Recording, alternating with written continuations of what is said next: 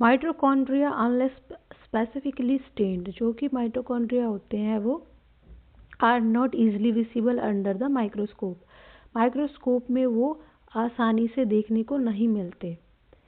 The number of mitochondria per cell is variable depending on physiological activity of cell. Mitochondria जो होता है वो पर सेल में वेरी करता है, वो उसकी डिपेंड करता है उसकी फिजियोलॉजिकल एक्टिविटी पर। जिस तरह से उसका काम होगा, ज़्यादा ज़रूरत होगी माइटोकॉन्ड्रिया की तो माइटोकॉन्ड्रिया सेल के अंदर ज़्यादा होंगे, कम ज़रूरत होगी तो वहाँ पर कम होंगे। ठीक है, in terms of shape size also, shape और साइज के बिहाफ पर भी हम उसको अलग अलग मान सकते हैं। Considerable degree of variability is observe, typically is a sausage shape. आपको ये याद रखना है कि माइटोकॉन्ड्रिया जो होता है उसकी शेप कैसी होती है, सॉसेज, और सिलेंड्रिकल होती है। इसका जो डायमीटर होता है वो कितना होता है, 2 से 1 माइक्रोमीटर का होता है, 0.2 से 1 माइक्रोमीटर। एवरेज शेप होती है इसकी 0.5 माइक्रोमीटर, और इसकी जो लेंथ होती है वो 1 to 4 माइक्रोमीटर की होती है, ये भी आप याद रखना। इसके बाद चलते हैं, ईच माइटोकॉन्ड्रियन इज डबल, यानी कि हर एक जो माइटोकॉन्ड्रिया होता है उसके पास double membrane bound organelle structure देखने को मिलता है। आप यहाँ पर इसका जो ये देख सकते हैं डायग्राम में क्या दे रखा है, ये हमारे पास आउटर मेम्ब्रेन हो गई, यानी कि डबल हमने पढ़ा था, outer membrane and inner membrane, ये हो गई हमारे पास इनर मेम्ब्रेन। इनर मेम्ब्रेन के अंदर होता है मैट्रिक्स। अब जो इनर मेम्ब्रेन होती है उसके पास कुछ इनफोल्डिंग्स होती हैं जिसको हम क्रिस्टिया कहते हैं, और इनर मेम्ब्रेन की इनफोल्डिंग में और आउटर मेम्ब्रेन के बीच में इंटर मेम्ब्रेनल स्पेस होता है।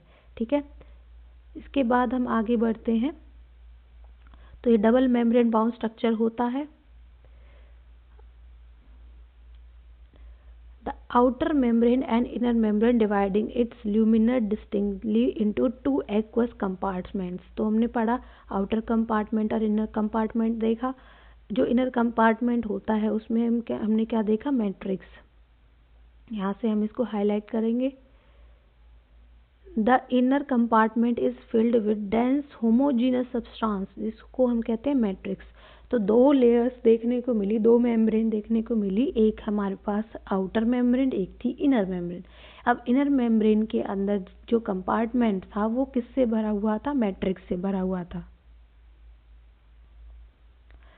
The outer membrane form the continuous limiting boundary of organelles. जो बाहर वाली मेम्ब्रेन होती है वो क्या थी, कंटिन्यूसली एक बाउंड्री बना रही थी एक ऑर्गेनली। ठीक है, the inner membrane form number of infoldings, और उस जो अंदर वाली मेम्ब्रेन थी उसमें क्या थे, इनफोल्डिंग्स, जिनको हमने क्या बोला था, क्रिस्टिया, जो कि मैट्रिक्स के अंदर की तरफ ही आ रहे थे। तो आप याद रखेंगे कि जो इनर मेम्ब्रेन थी वो उसकी जो इनफोल्डिंग्स को हम क्रिस्टे कहते हैं। The cristae increase surface area, cristae का काम क्या होता है कि वो सरफेस एरिया को बढ़ाता है, इंक्रीज करता है।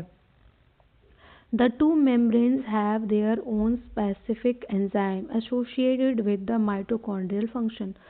2 membranes जो होती हैं उनके पास अपना अपना क्या होता है, एंजाइम होता है। जब भी कोई भी फंक्शन होगा माइटोकॉन्ड्रिया के अंदर तो वो अपना अपना काम स्टार्ट कर देंगे। Mitochondria are the site of aerobic respiration. Mitochondria के पास एक साइट होती है जो कि एरोबिक रेस्पिरेशन कराती है।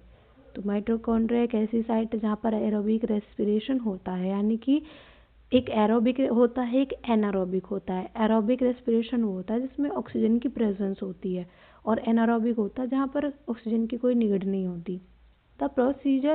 दे procedure cellular energy in the form of ATP, और ये जो अपना एनर्जी को खर्च कर रहे हैं सेलुलर फॉर्म में वो ATP एनर्जी होती है। इसको हम इसलिए जो माइटोकॉन्ड्रिया होती है उसको हम क्या कहते हैं, power house of cell. The matrix also possess single circular DNA molecule. Matrix के अंदर और क्या होगा, यानी कि मैंने बताया कि माइटोकॉन्ड्रिया के पास अपना खुद का सारा कुछ होता है, तो मैट्रिक्स के अंदर यानी कि इसके अंदर साइटोप्लाज्म नहीं होता, उसको हम साइटोप्लाज्म की जगह मैट्रिक्स बोल देंगे। अब मैट्रिक्स के अंदर क्या प्रेजेंट होता है, single cellular circular DNA present होता है। जैसे कि एक प्रोकैरियोटिक सेल के पास चीज़ें प्रेजेंट होंगी, सिंगल सर्कुलर डीएनए, ठीक है, ऐसे ही ये हमारे पास माइटोकॉन्ड्रिया के पास प्रेजेंट है। अ फ्यू आरएनए मॉलिक्यूल, कुछ आरएनए मॉलिक्यूल्स देखने को मिलेंगे। इसमें राइबोसोम जो होता है वो 70s होता है, जैसे कि प्रोकैरियोटिक में होता है। And the components requires for the synthesis of protein, और कुछ कंपोनेंट्स होते हैं जो प्रोटीन